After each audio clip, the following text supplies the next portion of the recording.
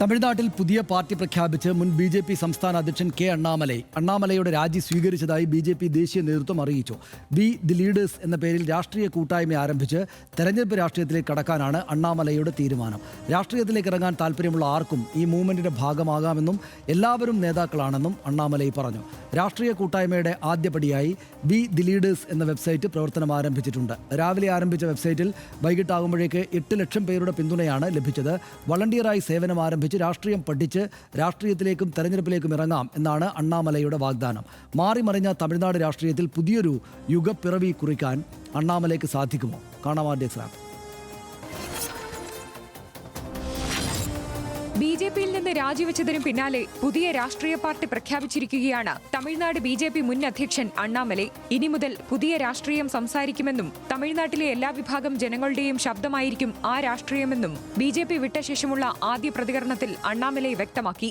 രാഷ്ട്രീയ പ്രവേശനത്തിന്റെ ആദ്യപടിയായി we the leaders എന്ന പേരിൽ അണ്ണാമലൈ വെബ്സൈറ്റ് ആരംഭിച്ചിട്ടുണ്ട്. ഈ വെബ്സൈറ്റിൽ രജിസ്റ്റർ ചെയ്ത പുതിയ രാഷ്ട്രീയ മൂവ്മെന്റിന്റെ ഭാഗമാകാനാകും. രാഷ്ട്രീയ നിലപാടുകളും ധാർമ്മികതയും പഠിപ്പിക്കാൻ കോയമ്പത്തൂരിൽ APJ Abdul Kalam centre for politics ആരംഭിക്കും. തെരഞ്ഞെടുപ്പ് രാഷ്ട്രീയത്തിലേക്ക് പ്രവേശിക്കും മുമ്പ് പാർട്ടി പ്രതിനിധികൾക്ക് പരിശീലനം നൽകുമെന്നും അണ്ണാമലൈ പറഞ്ഞു.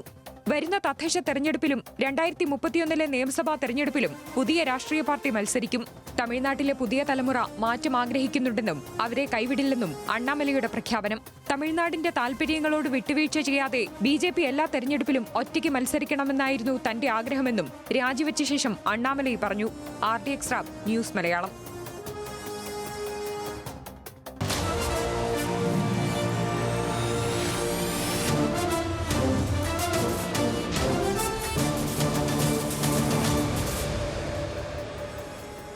രാജിവെച്ചതിന് പിന്നാലെ തമിഴ്നാട്ടിൽ പുതിയ രാഷ്ട്രീയ പാർട്ടി രൂപീകരിക്കുമെന്ന് പ്രഖ്യാപിച്ച് അണ്ണാമലൈ പുതിയ പാർട്ടി അടുത്ത തെരഞ്ഞെടുപ്പുകളിൽ മത്സരിക്കുമെന്നും അദ്ദേഹം പറഞ്ഞു.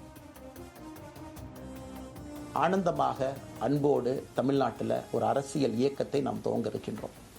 இது அரசியல் இயக்கமா கட்சி இல்லையா அப்படின்னு நீங்கள் யாரும் கேட்கவே வேண்டாம். கண்டிப்பாக தமிழகத்தில் அடுத்து நடக்கக்கூடிய தமிழகத்தினுடைய பொது தேர்தலில் நம்முடைய கட்சி போட்டியிடும். அதில் எந்த மாற்று கருத்தும் இல்லை.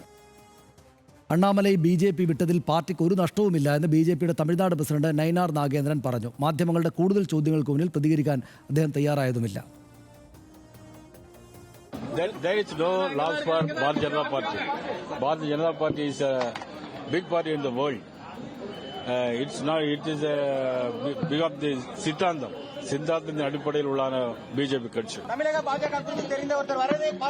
അണ്ണാമലൈ ബി.ജെ.പി. വിട്ടത് നഷ്ടമാണെന്നും അദ്ദേഹം ബി.ജെ.പിയിലേക്ക് തിരിച്ചു വരുമെന്ന് പ്രതീക്ഷിക്കുന്നതായും ബി.ജെ.പി. ആന്ധ്രാപ്രദേശ് അധ്യക്ഷൻ PVN മാധവ് പക്ഷേ പറഞ്ഞു.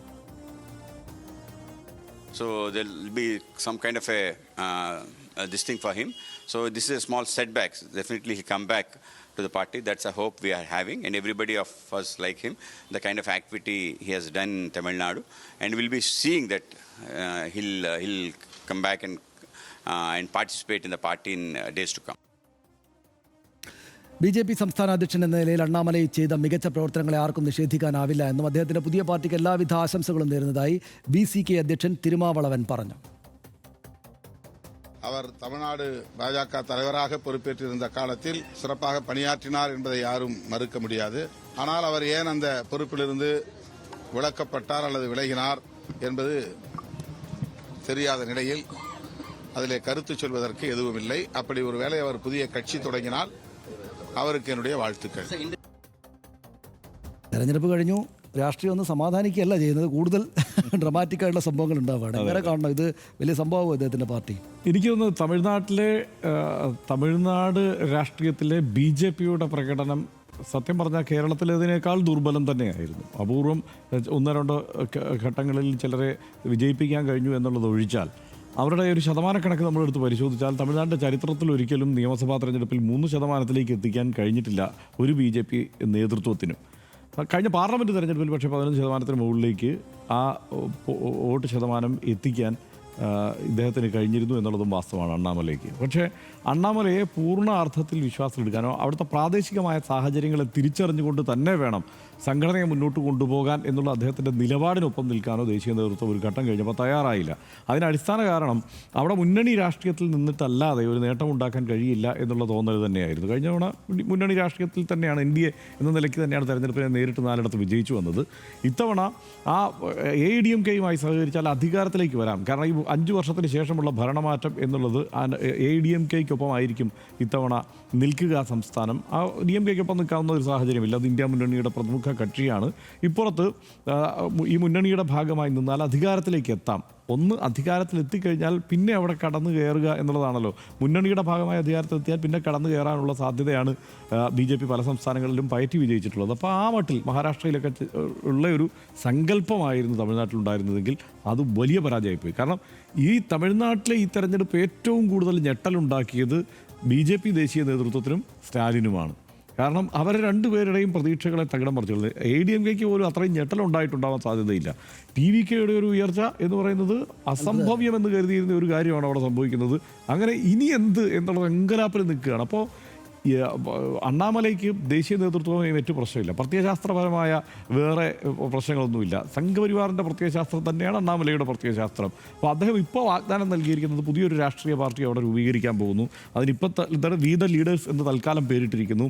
അത് ലക്ഷ്യമിടുന്നതും ക്ലീൻ ഗവേണൻസ്, ഒപ്പം ഈ പറയുന്ന ടേം വ്യവസ്ഥ കൃത്യമായി പാലിക്കുക എന്നുള്ളതാണ്, എത്തിക്സ് എന്നൊക്കെയുള്ളതാണ്. ഇതിൻ്റെ തമാശ എന്താണെന്ന് വെച്ച് കഴിഞ്ഞാൽ ഈ പറഞ്ഞ പോയിന്റുകളെല്ലാം പറഞ്ഞിട്ടാണ് അവിടെ TVK എന്ന് പറയുന്ന പാർട്ടി അധികാരത്തിലെത്തിയിരിക്കുന്നത്. ഇന്നിപ്പോൾ അണ്ണാമലൈ പറയുന്ന പോയിന്റുകൾ പറഞ്ഞിട്ടാണ് ഇപ്പോൾ TVK വന്നിരിക്കുക. അപ്പോൾ 2031 ഈ സാഹചര്യങ്ങളെല്ലാം മാറ്റിമറിച്ചുകൊണ്ട് അവിടെ തെരഞ്ഞെടുപ്പിൽ മത്സരിച്ച് വിജയിക്കാൻ തക്കവണ്ണമുള്ള ഒരു പാർട്ടിയായി ഇനി ഇതിനെ വളർത്തിയെടുക്കാൻ കഴിയുമെന്ന് എനിക്ക് തോന്നുന്നില്ല.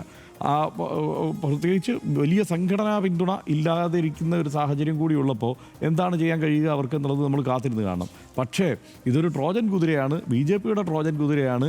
അതിനപ്പുറത്ത് മറ്റൊന്നും അല്ല എന്നുള്ള വിമർശനമാണ് അവിടെ പ്രധാനമായി ഉയരുന്നത്.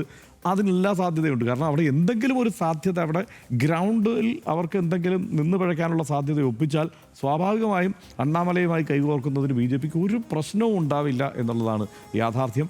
അണ്ണാമലയ്ക്ക് ആകെ ഉണ്ടായിരുന്ന ചില എതിർപ്പുകൾ എന്താണ്, ഇപ്പോഴത്തെ ഹിന്ദി ഭാഷയുമായി ബന്ധപ്പെട്ടുള്ള ഈ കടുംപിടുത്തത്തിൽ നിന്ന് പിന്മാറണം എന്നുള്ളത് അണ്ണാമലയുടെ ഒരു നിലപാടായിരുന്നു. ദേശീയ നേതൃത്വവുമായിട്ടുള്ള തർക്കത്തിൽ ഈ ത്രിഭാഷ രീതിയിൽ നിന്ന് ചെറിയ മാറ്റം വരുത്തണം തമിഴ്നാടിൻ്റെ കാര്യത്തിൽ എന്നുള്ളത് അദ്ദേഹത്തിൻ്റെ നിലപാടായിരുന്നു. മാത്രമല്ല ഈ ഏറ്റവും പുതിയ അദ്ദേഹത്തിൻ്റെ പ്രഖ്യാപനം എന്നുള്ളത് അടിസ്ഥാനപരമായി തമിഴ്നാട്ടിൽ നിന്ന് പിഴയ്ക്കണമെങ്കിൽ ഞാൻ ആദ്യം തമിഴനാണ് എന്ന് തന്നെ പറയണം എന്നുള്ളത് കൂടുതൽ വ്യക്തമാക്കിക്കൊണ്ടുള്ളതായി. കാരണം അദ്ദേഹം അത് ഇന്നിപ്പോൾ പറഞ്ഞിരിക്കുന്നത് അതുതന്നെയാണ്. ഞാൻ ഒന്നാമത് തമിഴനാണ്, പിന്നെയാണ് ഇന്ത്യൻ എന്നുള്ള നിലയ്ക്ക് അദ്ദേഹത്തിന് അവിടെ പറയേണ്ടി വന്നിട്ടുണ്ട്. അപ്പോൾ BJPയുടെ അവരുടെ പ്രത്യയശാസ്ത്ര കടുംപിടുത്തത്തിൽ നിന്ന് മാറി കുറച്ചൊന്ന് ഡയല്യൂട്ട് ചെയ്തിട്ടുള്ള ഒരു പഥം കൂടി ഒന്ന് പരീക്ഷിക്കാം എന്നുള്ള ആലോചന മാത്രമേ ഇതുള്ളൂ എന്നുള്ളതാണ് എനിക്ക് തോന്നുന്നത്. അതിനപ്പുറത്ത് ഇത് ഏതെങ്കിലും തരത്തിൽ വലിയ തോതിൽ ക്ലച്ച് പിടിക്കാനുള്ള സാധ്യത ഇല്ല. അതുതന്നെയാണ്. ക്ലച്ച് പിടിക്കോ എന്നുള്ള കാര്യത്തിൽ നമുക്കറിയില്ല. തമിഴ്നാട് രാഷ്ട്രീയം നമ്മൾ വിജയൻ്റെ കാര്യം തന്നെ വളരെ അത്ഭുതകരമായതുകൊണ്ട് അറിയില്ല. പക്ഷേ ഈ പറഞ്ഞ കാര്യം കറക്റ്റാണ്. അതായത് ഇവരെല്ലാം പറയുന്നതാണ് ശരിയെന്നാണ് എനിക്ക് തോന്നുന്നത്. ദാർഷൻ ഇപ്പോൾ പറഞ്ഞ ഇതൊരു BJPയുടെ പരിപാടി ഇതിനകത്തുണ്ട്. അതായത് ഒന്നും ആലോചിച്ചു, ഒരു സംസ്ഥാനത്തിൻ്റെ അധ്യക്ഷനായിരുന്നയാൾ, ഒരു സംസ്ഥാനത്ത് BJP ഘടകത്തിൻ്റെ സംസ്ഥാന ഘടകത്തിൻ്റെ അധ്യക്ഷനായിരുന്നയാൾ നല്ല കൂളായിട്ട് രാജിവെച്ചിട്ട് നല്ല സ്നേഹത്തോടെ അവിടെ നിന്ന് ഇറങ്ങുകയാണ്.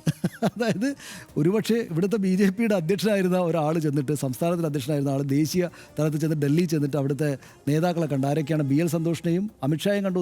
അമിത്ഷായും കണ്ടു. ഓക്കെ ബൈ, എന്നാൽ പിന്നെ ഞാൻ പോയിട്ട് വരാം, എല്ലാ അനുഗ്രഹങ്ങളും വേണം, ഞാൻ പുതിയൊരു പാർട്ടി ഉണ്ടാക്കുകയാണ് എന്ന് പറഞ്ഞിട്ട് പോയിട്ട് വന്ന് ഇവിടെ തുടങ്ങുകയാണ്. അപ്പോൾ അങ്ങനെ ഒരു അസ്വാഭാവികത ഉണ്ടല്ലോ അതിനകത്ത്. അപ്പോൾ ആ അസ്വാഭാവികത അവരുടെ കൂടെ ആശീർവാദം. എന്നാൽ പിന്നെ ഞങ്ങളെ കൊണ്ടായിട്ടില്ല, നിങ്ങൾ നിങ്ങളുടെ വഴിക്കൊന്ന് നോക്കൂ. അപ്പോൾ രണ്ടായാലും നമുക്ക് തെറ്റൊന്നുമില്ല. കാരണം നിങ്ങൾക്ക് അണ്ണാമലയ്ക്ക് നരേന്ദ്രമോദിയുള്ള ആരാധനയ്ക്ക് ഒരു തരിമ്പ് പോലും കുറവില്ല. അണ്ണാമലയ്ക്ക് ഇവരോട് എന്തെങ്കിലും പ്രത്യയശാസ്ത്രമായിട്ടുള്ള പ്രശ്നമേ ഇല്ല. പക്ഷേ ഇവിടെ ഇങ്ങനെ പോയാൽ ക്ലച്ച് പിടിക്കില്ല എന്നൊരു തോന്നലുള്ളതുകൊണ്ട് ഇനി വേണ്ട, ഇനി ഞാൻ ഒറ്റക്കൊന്ന് നോക്കട്ടെ എന്ന് പറഞ്ഞൊരു ആശീർവാദം വാങ്ങിച്ചിട്ട് വന്നിരിക്കുകയാണ്. അപ്പോൾ അദ്ദേഹത്തിന് അത് ധൈര്യം കൊടുക്കുന്ന മറ്റു ചില കാര്യങ്ങൾ കൂടിയുള്ളത്, ഒന്ന് വിജയുടെ വരവ് തന്നെയാണ്. കാരണം എന്താണെന്ന് വെച്ചാൽ അതിനകത്ത് ഇദ്ദേഹത്തിന് അനുകൂലമായിട്ടുള്ള ഒരു പോയിന്റ് കിടപ്പുണ്ട്. അത് ഈ പേഴ്സണാലിറ്റി കൾട്ട് എന്ന സംഗതിയാണ്. ചെറുപ്പക്കാരനായിട്ടുള്ള വിജയ്, പിന്നെ അദ്ദേഹത്തിന് വലിയ കാലത്തിൻ്റെ സിനിമ സൂപ്പർ താര ബിംബമായിരിക്കുന്ന അദ്ദേഹത്തിന് വലിയ കൾട്ടാണത്. അത് അണ്ണാമലയ്ക്ക് പിടിച്ചെടുക്കാവുന്നതല്ല. പക്ഷേ അതിനൊരു സാധ്യത ഈ DMK ADMK സംഗതികളെല്ലാം മാറിയിട്ട് ദ്രാവിഡ പാർട്ടികളായിരുന്നിടത്ത് മാറിയിട്ട് ഇതിനൊരു സാധ്യതയുണ്ട് എന്ന് ഏതായാലും ഈ ബുദ്ധിരാക്ഷസന്മാർ കണ്ടിട്ടുണ്ടാകാൻ സാധ്യത. ഞാൻ പറയുന്നത് അണ്ണാമലൈ മാത്രമല്ല, അദ്ദേഹത്തിന് പിന്നിൽ ഒരു സംവിധാനം തന്നെയും BJPയുടേതായിട്ട് വർക്ക് ചെയ്യുന്ന മറ്റുണ്ടെങ്കിൽ, ആശയപരമായിട്ട് വർക്ക് ചെയ്യുന്നുണ്ടെങ്കിൽ ഒരുപക്ഷെ അവർ കണ്ടിരിക്കാൻ സാധ്യതയുണ്ട്. ഇതിന് ഇങ്ങനെ ഒരു സാധ്യത ഈ വരും ദിവസങ്ങളുണ്ട് എന്ന് മാത്രമല്ല ഹർഷ, അതായത് യഥാർത്ഥത്തിൽ ഈ കോക്രോച്ച് ജനതാ പാർട്ടി പോലും ഒരുപക്ഷെ ഇവരുടെ ആലോചനകളെ ഒന്ന് ത്വരിപ്പിച്ചിട്ടുണ്ടാകണം. കാരണം എന്താണെന്ന് വെച്ചാൽ ചെറുപ്പക്കാർക്കിടയിൽ കൺവെൻഷണലായിട്ട് രാഷ്ട്രീയ പാർട്ടികൾക്കെതിരെ ഏതോ തരത്തിലൊരു പ്രൊട്ടസ്റ്റ് വരുന്നു. അവർ പിന്നെ വിജയ് വന്നപ്പോൾ വിജയിനെ മുകളിൽ ചാടി വീണു. അവരുടെ വീട്ടുകാരെ കൊണ്ടുകൂടി വോട്ട് ചെയ്യിപ്പിച്ചു. അതാണ് നമ്മളിപ്പോൾ മനസ്സിലാക്കിയിരിക്കുന്നത്. അപ്പോൾ അത്തരം ഒരു വാക്വം അവിടെ കിടക്കുന്നുണ്ട് എന്ന് മനസ്സിലാക്കിയിട്ട് കൂടി ആയിരിക്കണം അത്. പക്ഷേ BJPയെ പുണരാൻ ഒരു സാധ്യതയില്ല. ഇപ്പോൾ നമ്മൾ കർണാടകത്തിൽ BJP ശക്തമാണ്. കേരളത്തിൽ പോലും 3 സീറ്റ് കിട്ടി. കേരളത്തിൽ പോലും ഒരുപക്ഷെ അവരുടെ രാഷ്ട്രീയം എറിഞ്ഞ് പിന്നെ എന്താണ് ഫലവത്തായിട്ട് കൊള്ളിച്ചേക്കാം എന്നൊരു തോന്നൽ ഇപ്പോൾ പൊതുവിൽ എല്ലാവർക്കും വന്നിട്ടുണ്ട്. ഇങ്ങനെ അവരൊരുപക്ഷെ അവരുടേതായിട്ടുള്ളൊരു നില ഉണ്ടാക്കിയേക്കാമല്ലോ എന്നൊരു തോന്നൽ കേരളത്തിൽ പോലും ഉണ്ടായപ്പോൾ, പക്ഷേ തമിഴ്നാട്ടിൽ ഇപ്പോൾ പോലും അങ്ങനെ ഒരു സംഗതിയില്ല. 3% പാർട്ടി എന്ന നിലക്ക് നിൽക്കുകയാണ്. പക്ഷേ ഇദ്ദേഹം വന്നപ്പോൾ 21%, 18% ലോക്സഭാ തെരഞ്ഞെടുപ്പ് മാറിയിട്ടുണ്ട്. പക്ഷേ അണ്ണാമലയ്ക്ക് ഈ പറയുന്നൊരു യുവാക്കൾക്കിടയിൽ ഒരു കൾട്ട് സംഗതി എന്നതിൻ്റെ ഒരു ചെറിയ അംശം അദ്ദേഹത്തിന് ഇപ്പോഴും ഉണ്ട്. അപ്പോൾ BJPയും വിചാരിക്കുന്നുണ്ടാകണം, BJP എന്ന നിലക്ക് അടുത്ത തെരഞ്ഞെടുപ്പിൽ രക്ഷപ്പെടുകയാണെങ്കിൽ രക്ഷപ്പെടട്ടെ, ആ പണിയെല്ലാം നമുക്ക് ചെയ്യാം. ഇനി അതല്ല, നമ്മളെ കൊണ്ടാവാത്തതല്ലോ ഇയാളെ കൊണ്ട് ചെയ്യുകയാണെങ്കിൽ ഇയാളും ആ വഴിക്കങ്ങ് ഇറങ്ങട്ടെ എന്ന് BJP വിചാരിച്ചിരിക്കണം. അപ്പോൾ അതുകൊണ്ടായിരിക്കണം ഒരു സംസ്ഥാന അധ്യക്ഷനായിരുന്ന ആൾ ചെന്നിട്ട് കൈ കൊടുത്തിട്ട് കോടിയലായിട്ട് വളരെ സന്തോഷത്തോടെ പിരിയുകയും അവരൊരു ദിവസം മുഴുവൻ ചർച്ച നടത്തി. ഇദ്ദേഹം പോയ ഉടനെ പോയിക്കൊന്നാൽ പിന്നെ റെഡി എന്നല്ല പറഞ്ഞത്. അവരൊരു ദിവസം മുഴുവൻ അവിടെ നിന്നുള്ള ആളുകളെല്ലാം വിളിച്ചു വരുത്തി ചർച്ച നടത്തിയിട്ടാണ് വിട്ടിരിക്കുന്നത്. അപ്പോൾ ഏത് തരത്തിലാണ് ഇതുകൊണ്ട് ഇദ്ദേഹത്തിനെ കൊണ്ട് ഒരു പുതിയ സംഗതിയെ കൊണ്ട് എങ്ങനെയും തരത്തിൽ തങ്ങളുടെ രാഷ്ട്രീയത്തിന് ഒരു വേര് പിടിപ്പിക്കാൻ പറ്റുമോ എന്നാൽ ആലോചന സ്വാഭാവികമായിട്ടും. ഇനി വേര് പിടിപ്പിക്കാൻ പറ്റിയിട്ടില്ലെങ്കിൽ ഇപ്പോൾ ഉള്ള എതിരാളികളെ തകർക്കാൻ ഇദ്ദേഹത്തെ കൊണ്ട് വല്ല വിധത്തിലും പറ്റുമോ എന്നുള്ള ആലോചന കൂടെ അവരുടെ അടുത്തുണ്ടാകും. ഇപ്പോൾ We the People എന്ന് പറഞ്ഞിട്ടൊരു ഒരു കൂട്ടായ്മ ഉണ്ടാക്കി വെച്ചിട്ട് അതിൽ അദ്ദേഹത്തിൻ്റെ സംസ്ഥാന അധ്യക്ഷൻ എന്നൊന്നുമല്ല, ചീഫ് സർവൻറ്റ് എന്നാണ് എഴുതിയിരിക്കുന്നത്. ചീഫ് സർവൻറ്റ് എന്നാണ് അദ്ദേഹത്തിൻ്റെ പദവി. ബാക്കി എല്ലാവരും ലീഡേഴ്സാണ് എന്നാണ് സങ്കല്പം. എന്ന് വെച്ചാൽ അങ്ങനെയൊക്കെയാണ് ഉണ്ടാക്കിയിരിക്കുന്നത്. നമ്മളിതിപ്പോൾ ഇതൊക്കെ കുറേയൊക്കെ കോമഡി ആയിട്ട് നമുക്ക് ഇത് രാഷ്ട്രീയം പഠിപ്പിക്കും എന്നാണ് പറയുന്നത്. ഏത് രാഷ്ട്രീയമാണ് പഠിപ്പിക്കുക എന്നുള്ളതാണ് ചോദ്യം. അദ്ദേഹം പുതിയതായി വല്ല രാഷ്ട്രീയവും പഠിച്ചിട്ടുണ്ടോ? ഇപ്പോൾ BJPയുടെ പ്രത്യയശാസ്ത്ര ഘടനയ്ക്ക് അപ്പുറത്ത് വേറെ എന്തെങ്കിലും ഒരു രാഷ്ട്രീയം അദ്ദേഹം പഠിച്ചിട്ട് അതാണോ ഇപ്പോൾ പഠിപ്പിക്കാൻ ഉദ്ദേശിക്കുന്നത് എന്നുള്ള ചോദ്യം ന്യായമായിട്ട് ചോദിക്കാമല്ലോ. അപ്പോൾ അത് ഈ ഒരൊറ്റ ദിവസം കൊണ്ട് എന്തെങ്കിലും ഒരു മാറ്റം അദ്ദേഹത്തിൻ്റെ രാഷ്ട്രീയത്തിൽ ഉണ്ടാകാനുള്ള ഒരു സാധ്യതയുമില്ല. അപ്പോൾ തമിഴ്നാട്ടിൽ തൽക്കാലം ഈ പേരിൽ നിന്നിട്ട് കാര്യമില്ല.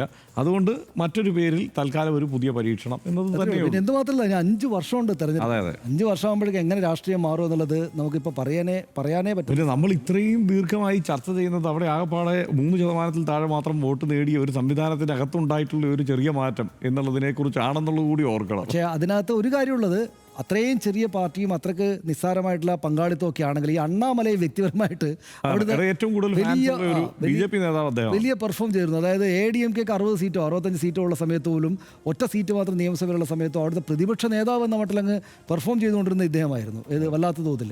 അപ്പം അത് ആ തരത്തിലുള്ളൊരു പ്രാധാന്യം. മുരുകൻ രാഷ്ട്രീയം എന്നുള്ള സാധനം എടുത്ത് നന്നായി പയറ്റാൻ ശ്രമിച്ചയാൾ അണ്ണാമലയാണ്. അതായത് തമിഴൻ്റെ വൈകാരികമായ ഒരു തലത്തിൽ തൊട്ട് നിന്നുകൊണ്ട് ആ രാഷ്ട്രീയത്തെ മുമ്പോട്ട് കൊണ്ടുപോകാൻ പറ്റുമോ എന്നുള്ളത് പരീക്ഷിച്ച് നോക്കി. പക്ഷേ അതിനൊക്കെ ഒരു പരിധിവരെ പിന്തുണയൊക്കെ കിട്ടി കേട്ടോ. അങ്ങനെയാണ് ഈ ഫാൻസ് ഇഷ്ടം പോലെ ഉണ്ടാകുന്നത്, അണ്ണാമലയ്ക്ക് ഫാൻസ് ഉണ്ടാകുന്നത്. പക്ഷേ അത് തെരഞ്ഞെടുപ്പ് നേട്ടമാക്കാനായിട്ട് കഴിയാൻ എളുപ്പമല്ല. അതെ. രാഷ്ട്രീയത്തിലേക്ക് എത്തുന്നതിന് മുമ്പ് തന്നെ സോഷ്യൽ മീഡിയയിലും പുറത്തും വലിയ ജനപിന്തുണ ഉണ്ടായിരുന്നയാളാണ് അണ്ണാമലൈ. IPSകാരനായ അണ്ണാമലൈക്ക് വലിയ ഫാൻ ബേസ് ആയിരുന്നു അക്കാലത്തുണ്ടായിരുന്നത്. സിംഗം അണ്ണാമലൈ എന്ന വിളിപ്പേര് പോലും അങ്ങനെ അദ്ദേഹത്തിന് വന്നു ചേർന്നതാണ്. ഈ ജനസ്വീകാര്യത വോട്ടാക്കി മാറ്റാം എന്ന പ്രതീക്ഷയിലാണ് രാഷ്ട്രീയ പ്രവേശനം തീരുമാനിച്ച അണ്ണാമലയെ BJP ഇരുകൈയും നീട്ടി അന്ന് സ്വീകരിച്ചത്. ദ്രാവിഡ രാഷ്ട്രീയത്തെ ചുറ്റിപ്പറ്റിയുള്ള സംസ്ഥാന BJPയുടെ പ്രവർത്തനങ്ങൾക്കെതിരെ സംസാരിച്ചു തുടങ്ങിയതോടെയാണ് അണ്ണാമലൈ BJPക്ക് അനഭിമിതനാകുന്നത്. ഒടുക്കം അണ്ണാമലയ്ക്ക് പകരം മറ്റൊരാൾ BJPയുടെ അധ്യക്ഷ സ്ഥാനത്തെത്തുന്നതിലേക്ക് കാര്യങ്ങൾ നീളുകയും ചെയ്തു.